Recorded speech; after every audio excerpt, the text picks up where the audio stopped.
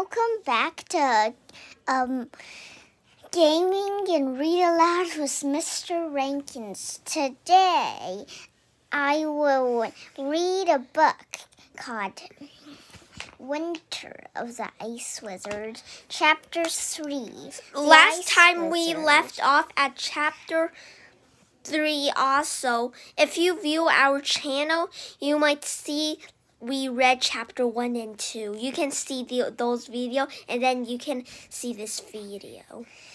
The air inside the palace was even colder than the air outside. Moonlight flooded through tall arches in the walls. The floor shined like a skating rink. 6 columns of sparkling ice held up a domed ceiling. "Welcome, Jack and Annie," boomed a voice from beyond the columns. Jack gasped. "Is that Merlin?" he whispered. "It does not sound like Merlin," whispered Teddy. "But how does he know our names?" whispered Annie. "Come, Jack and Annie. I have been waiting for you," bellowed the voice. "Maybe it is for Merlin." "Maybe," said Annie. "He's just using a different voice. Come on, Annie, wait," Jack called, but Annie had already disappeared into the sparkly room. "We have to follow her," he said to Teddy and Kathleen. The 3 of them hurried after Annie. Beyond the columns, steps made of carved ice led up to the platform. Sitting on a throne on the platform was a huge bearded man. The man on the throne was definitely not Merlin. He was dressed in worn robe trimmed with dirty fur. He had a rugged, weather-beaten face, a bushy beard, and black eye patch. He leaned forward and glared down at Annie with his one good eye. "Who are you?" he demanded. "I was expecting Jack and Annie of Frog Creek." Annie stepped toward the throne. "I am Annie, and he's Jack," she said. "And these are our friends, Teddy and Kathleen. We come in peace." "Annie? Jack?" the man snorted. "You're not Jack and Annie. You're 4 too small." "We're not so small," said Annie. "I'm 9. Jack's 10. "But you're children," the man said with scorn. "Jack and Annie are heroes." "Well, I don't know if I'd call us heroes," said Annie, "but we sometimes help Merlin, Morgan, Lee, Fay."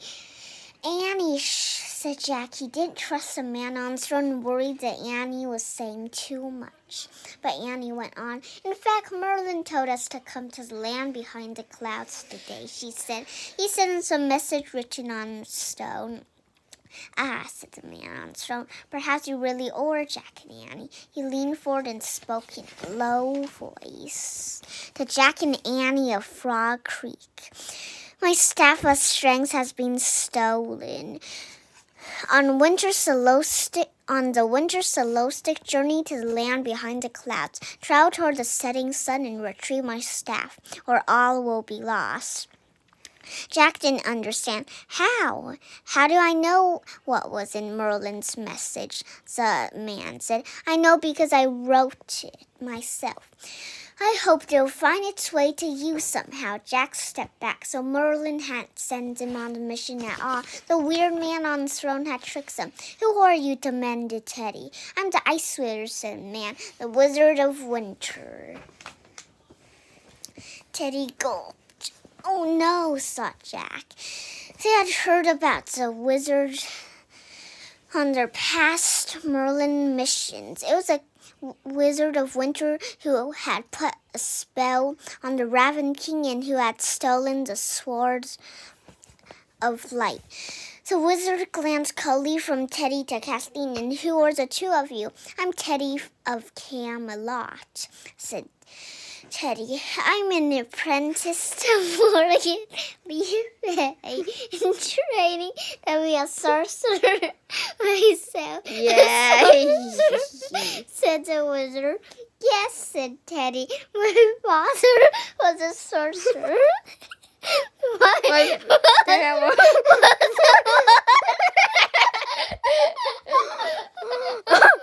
Sorry. Excuse me, I'm gonna continue off. We'll do it. Yes, my mother was a woods, No, right? I'll do it. And I am a Selkie, said Kathleen, one of the ancient steel people. No, I can do it. Fine. So you're both from my world, says the Ice Wizard. You're no use to me. He looked back at Jack and Annie. I'm interested only in the two mortals, Jack and Annie of Frog Creek. Why are you interested? Why are you interested in us? Said Jack. Because of what you have done for Merlin, bellowed the Ice Wizard. For Merlin, you found the water of memory and imagination. For Merlin, you found the sword of light. Now I want you to find something for me. What do you want us to find us, Annie? The Ice Wizard grabs a black patch covering his left eye. He yanks it off, revealing a dark, empty socket underneath. I want you to find my eye, said the Ice Wizard. The Ice Wizard said. Oh man, said Jack, who's horrified. Or are you quite serious, said Teddy? You want them to find your eye? The wizard covered his empty eye socket with a patch again. Yes, he said, I want Jack and Annie to find my eye and bring it back to me. But why, said Jack? Even if we found it, we couldn't make it work. We're not medical experts or anything. And anyway, why can't you get your eye yourself, said Annie. You're a wizard. Do not question my orders. The wizard roared at her. Hey, don't yell at my sister, said Jack. The wizard raised a bushy eyebrow. You are brother and sister, he asked. Yes, said Jack. The wizard nodded slowly. His voice grew softer. And you protect your sister, he said. We protect each other, said Jack. I see, whispered the wizard. Then his voice turned gruff again. Long ago, I traded in my eye for something I wanted very much, but I never got what I want, so now I want my eye back. Who did you trade with? Asked Annie. The Fates, said the wizard. I traded with the Fates, but they cheated me, and that is why I sent for you and Jack.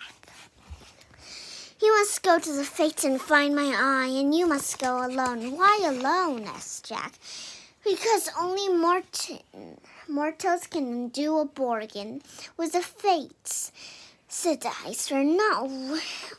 Not wizards like me, nor seal grows, nor the sons of sorcerers like your two friends. But Jack and I succeed in other missions because Teddy and Kathleen or Morgan and Merlin help us, said Annie. What kind of help does he give you, said the wizard. Well, mostly magic crimes and riddles, said Annie. Ah, then I shall do the same, said the wizard. He stopped for a moment, then leaned forward on his throne. In a gruff voice, he said, Take my sleigh and find your way to the house of the Norns in the curve of the bay. Pay them whatever they tell you to pay, and bring back my eye by break of day. The wizard reached into the folds of his rag robes and pulled out 6 strings with a row of knots. This one string will speed you on your journey, said he. Tossed a string to Jack. What's a one string? Jack wondered. And who are the Norns? Before Jack could ask any question, the Ice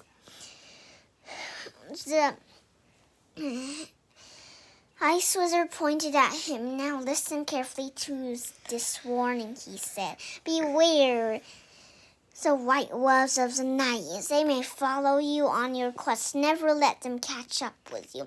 If they catch you, they will eat you. Jack felt a chill run down his spine. The Ice Wizard picked up a curved wooden stick from the floor beside his throne. The smooth, polished wood glowed in the moonlight. Teddy gasped. 'Tis Merlin's staff of strings, he said. Indeed, said the wizard. He turned to Jack and Annie. Go now and find my eye, he said, or you'll never see Merlin, Morgan, Leafay again. What have you done with him? Cried Annie. Wizard stared at her coldly. I'll not tell you, he said. You'll see him again only if you return my eye before the break of day. But, said Annie. No more questions, said the wizard. Be on your way. Before Ainsley could speak, the ice wizard slashed the air with Merlin's staff of strength and shouted a spell. Ow, nigh! A flash of blue fire shot from the end of the staff. In an instant, Jack, Annie, Teddy, and Kathleen found themselves outside the path in the freezing night. Thank you for reading with us. Next time we will read Chapter 4 of Winter of the Ice Wizard. Remember to like and subscribe. Thank you.